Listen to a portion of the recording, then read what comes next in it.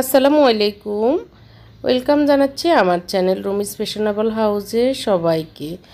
আমি শুরুতেই বলে দিই, আমার আজকের ব্লগে থাকছে আমি সকালবেলা কি নাস্তা করেছি এবং দুপুরে কি রান্না করব সেটাই আজকে আপনাদের সাথে শেয়ার করব। তো এই যে এখন আমরা নাস্তা খেতে বসেছি। এটা হচ্ছে আসলে আজকে নাস্তা আমি বানাই নাই। নাস্তাটা আজকে দোকান থেকে এনেছি। আমাদের সামনে একটা পরোটার দোকান আছে, মানে হোটেল আছে, ভালোই, খারাপ না, খুবই স্বাদ হয় ওদের দোকানের খাবারগুলো। তো এই জন্য আজকে পরোটা আর ডাল, বাচ্চারা ডাল খাবে আর আমরা একটু ডিম ভেজে খাবো পেঁয়াজ দিয়ে। আর একটু কালকের আলু মাছের ঝোলও আছে, সেটাও খাবো। তো এই আজকে সকালের রুটিন বা সকালের নাস্তার কথা গেল। তো সকালবেলা আসলে নাস্তা খাওয়ার পরে তো অনেক কাজ থাকে, ঘর গুছানো, ঘর ঝাড়া, সব কিছু পরিষ্কার করে ঝেড়ে টেড়ে ঘর ঝাড়ু দেওয়া, সেই কাজগুলো প্রতিদিনের নিয়মিত রুটিন। তো আমি আমার ঘরটাকে কিভাবে গুছাই বা কিভাবে আমি ডিপ ক্লিনিং করি সেটা আপনারা যদি বলেন আমাকে, সেটা আমি নিয়মিত দেখানোর চেষ্টা করব। আর এমনি আসলে প্রতিদিন কাজ দেখাতে গেলে তো অনেক লং ব্লগ হয়ে যায়, এই জন্য আসলে দেখাতে আপনারা আবার বিরক্ত বোধ করেন কি না, সেই জন্যই আসলে দেওয়া হয় না। তো আমি এক এক দিন এক এক রুমকে ডিপ ক্লিনিং করি, মানে প্রতিদিন এক পুরো ঘরকে ডিপ ক্লিনিং করা আসলে সম্ভব না, সেজন্য আমি এক এক দিন এক এক রুমকেই ডিপ ক্লিনিং করি।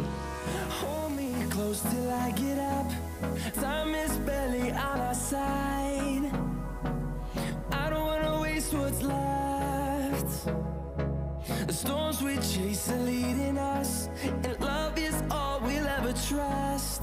Yeah, no, I don't wanna waste what's left. And on we'll go, through the wastelands, through the highways, till my shadow turns to sun rays. ওইভাবে আমার নিয়মিত রুটিন। তো এখন চলে আসলাম দুপুরের রান্নায়। আসলে সকালবেলা সব কাজ শেষ, তো রান্নাটা এখন করে নিচ্ছি, মানে সবই শেষ, শুধু রান্নাটাই আমি বাকি রেখেছি। সেটাও বেশি কিছু করব না, লাল শাক একটু ঝোল করব, ঝোল করে রান্না করব, আর হচ্ছে মাছ দিয়ে আলু দিয়ে ভুনা করব, মানে মাছ দিয়ে আলু দিয়ে ঝোল করে ভুনা করা সেটা। আর ভাত রান্না করব, একটু পুদিনা পাতার ভর্তা করব। আজকে দুপুরের রান্নার প্রিপারেশনটা এইটা। তো আমি হলুদ মরিচ মেখে মাছটাকে ভেজে নিয়েছি, আর এই পাশে আমি হলুদ মরিচ পরিমাণ মতো অল্প অল্প একটু একটু দিয়ে আর রসুন আর পেঁয়াজ দিয়ে আমি ঝোল বসিয়ে দিয়েছি, একটু তেলও দিয়েছি আমি এ পাশে ঝোলটাতে। তো এভাবে আমি এক মুঠো যে কচি লাল শাকগুলো সেইটাই আজকে এনেছিল, সেটা আজকে এক মুঠোই রান্না করব। তো এই জন্য আমি অল্প একটু ঝোল নিয়ে একটা মাথার অর্ধেক দিয়ে আমি এটাকে আজকে ঝোল করব। তো সেটা কষানো, ঝোলটা কষানো হলে আমি শাকটা দিব। অনেকেই এটা আসলে লাল শাক রান্নাটা অনেক সহজ, ইজি, তারপরেও যারা একটু কম পারেন রান্নাবান্না তাদের জন্য অনেক কঠিন বিষয়। তো সেটাই, এটা এইভাবে আসলে গ্রামের স্টাইলের রান্না, অনেকেই অনেকভাবে রান্না করেন, যখন যে একই রান্না বিভিন্ন প্রসেসে করা হয়। তো যে যেভাবে করে আসলে আমরাও একই রান্না কিন্তু বিভিন্ন প্রসেসিংয়ে এক এক দিন এক একভাবেই রান্না করি, সেটাই। তো এক একজনের হাতের জোশ বা এক একজনের হাতের রান্না অনেক মজা, একই প্রসেসে যদিও অন্যরা রান্না করে, আবার আরেকজন রান্না করলে দেখা গিয়েছে অনেক মজা হয়। তো আমি এখন আমার পাশের ফ্রাই প্যানে পেঁয়াজ ভেজে এটার ভিতরে টমেটো দিয়ে দিয়েছি, কারণ এগুলো একটু ভালো করে হলে আমি আলু দিব। তো আমি এখন একটু পরিমাণ মতো মরিচ, অল্প একটু হলুদ আর লবণ দিয়ে দিচ্ছি পরিমাণ মতো, যেহেতু আলু দিব সেই জন্য একটু লবণটা একটু বেশি দিব। 1 চামচের মতো আমি লবণ দিয়েছি। তো এগুলো একটু ভালো করে ভেজে নিচ্ছি। তো আমার ঝোলটা কষানো হয়েছে, এই জন্য আমি এখন লাল শাকটাকেও দিয়ে দিচ্ছি।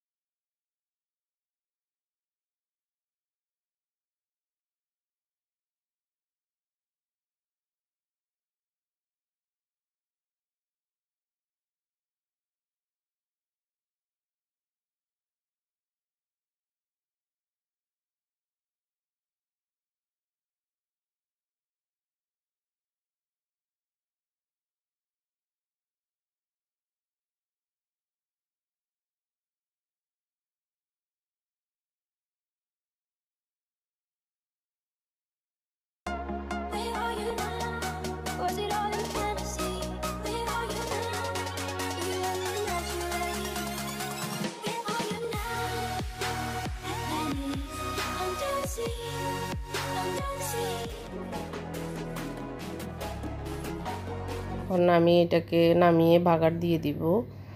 একটু লাল শাকে বাগার দিলে ভালোই লাগে, গ্রান হয়, খেতে খুব মজা লাগে আমার কাছে।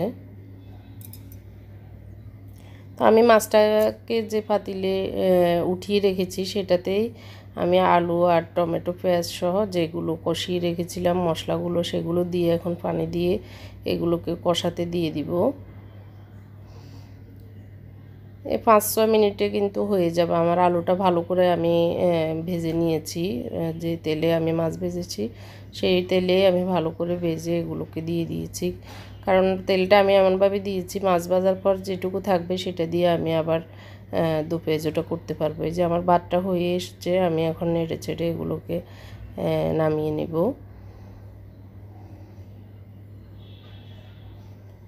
রাইস কুকারে রান্না করলে একদিকে সুবিধা, অনেক সুবিধাই, কিন্তু আরেকদিকে একটু প্রবলেম হচ্ছে রাইস কুকারের নিচে একদম ভাতগুলো লেগে যায় এবং বসে থাকে, যার কারণে ভালো লাগে না। তো আমি সবসময় যেটা করি, আমি সাথে সাথে নামিয়ে আমি নেড়ে চেড়ে একদম খুব ভালো করে উল্টিয়ে পাল্টিয়ে রাখি, যার কারণে মানে যে এই ভাজাটা বেজে যেত সেটা আর বাজতে দিই না, মানে পাতিলের নিচে।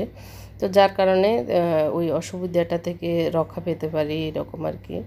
তো যারাই রাইস কুকারে রান্না করেন তারা তো জানেনই এই সমস্যাটা হয়।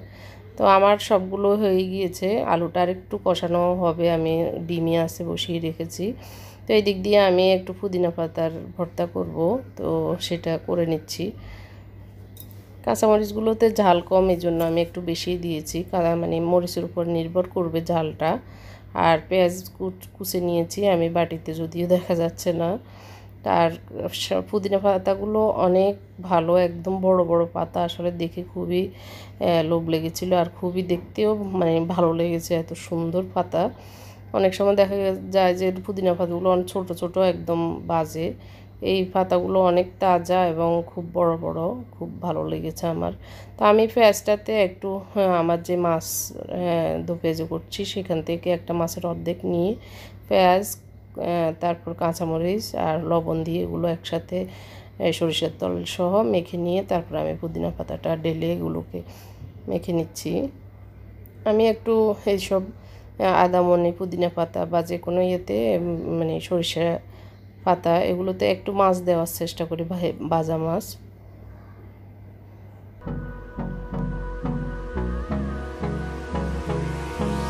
Hold me close till I get up. Time is barely on our side. I don't wanna waste what's left. The storms we chase are leading us. তো মাছ দেওয়ার কারণে ভর্তাটা অনেক আরও বেশি মজা লাগে এই জন্য। তো আমরা এখন কেউ নেই, আমার ছেলেরা স্কুলে, তো আমরা হাজব্যান্ড ওয়াইফ দুজনেই ভাত খেতে বসে গিয়েছে। আসলে পাতিল সহ নিয়ে এসেছি, কারণ তাড়াহুড়ো করতেছে আমার হাজব্যান্ড, খুবই ওর তাড়াহুড়া, ও অফিসে চলে যাবে। তো যার কারণে পাতিল সহ নিয়ে এসেছি টেবিলে। তো ও খাচ্ছে, আমিও আসতেছি বসবো। তো ও তো চলে যাবে, আমি আবার আমার ছেলে 3টায়, ওর 3:30টায় ছুটি হবে, ওকে আবার আনতে যাব।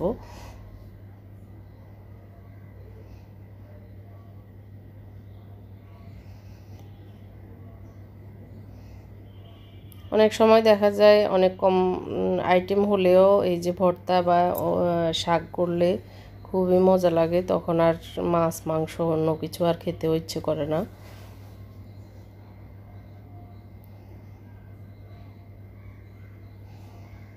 এই যে রাইস কুকারে রান্না করলে অনেক ঝরঝরা, মোটামুটি ভালোই, আমি এভাবে করি, ভালোই লাগে। তো এখন আমাদের খাওয়া প্রায় শেষ। আমরা এখন আসলে আমার হাজব্যান্ড চলে গেছে, এখন দেখি যে অনেক বৃষ্টি, এখন বাজে 2টা বাজার 10 মিনিট আগে এই বৃষ্টি, পুরো অন্ধকার হয়ে বৃষ্টিটা এসছে। তো বাসায় একা একদম ভালো লাগছে না আসলে। বৃষ্টি যদিও অনেকের কাছে অনেক ভালো লাগে, বা বৃষ্টি হলে ভালো, ঠিক আছে, কিন্তু আমার খুব পরাণ পড়ে বৃষ্টির সময়, মনে হয় যে কেমন অসহায় অসহায় ভাব লাগে, এটা আবার খুব কষ্ট লাগে।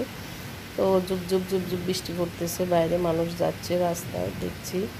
তো আসলে আমার বারান্দার গাছগুলো অনেক তাজা হয়ে গিয়েছে, গত 2 দিন আগে আরেকটা বৃষ্টি হওয়ার কারণে। এই যে অন্ধকার বাদ উপরে, মেঘ আকাশে। আর এই বিল্ডিংটা হওয়ার কারণে আমাদের এই বিল্ডিংয়ের সামনেই তো এটার কনস্ট্রাকশনের কাজ চলছে।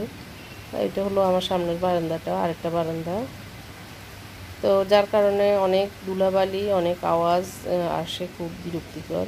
গাছগুলো গত 2 দিন আগে বৃষ্টির কারণে একদম তাজা হয়ে, মানে আমরা যত পানি দিই আসলে বৃষ্টির পানিতে গাছগাছালি যেরকম প্রোটিন মানে পায়, পাতাগুলো খুবই তাজা হয়ে যায়, গাছের সতেজতা বেড়ে যায় বৃষ্টির পানিতে। তো এগুলো একটু ঠিক করব আসলে, একটু ঘরটা গুছিয়ে তারপরে। তো এখন বৃষ্টি চলে গেছে, এখন 4টা 4:30 বাজে, রোদ এসে গেছে। তো আমার ওয়াশিং মেশিনে কাপড় দেওয়া ছিল, সেগুলো চাদর ছিল আজকে দুটো খাটের চাদর উঠিয়েছি, সেগুলো আজকে ধুতে দিয়েছিলাম। তো ওগুলো দিয়ে দিচ্ছি, রোদ যেহেতু উঠে গেছে আর বৃষ্টি হওয়ার মনে হচ্ছে সম্ভাবনা নেই। আসলে এখন শীত যদিও অল্প কয়েকদিন আগে গেছে, কিন্তু বর্ষা মনে হয় যে চলে এসেছে। তো আসলে খারাপই লাগতেছে। আর চারিদিকে যে অবস্থা, ঝড় বৃষ্টিতে মানুষের অনেক ভোগান্তি হচ্ছে। যারা আমরা শহরে রয়েছি বা আমরা আরামায়েশে রয়েছি আসলে বুঝতেছি না, যারা গ্রামে বা জরাজীর্ণ অবস্থা আছেন তারা তো অনেক কষ্ট করতেছেন, তাদের জন্য দোয়া সবসময় করি আর খুব পড়ানো পড়ে।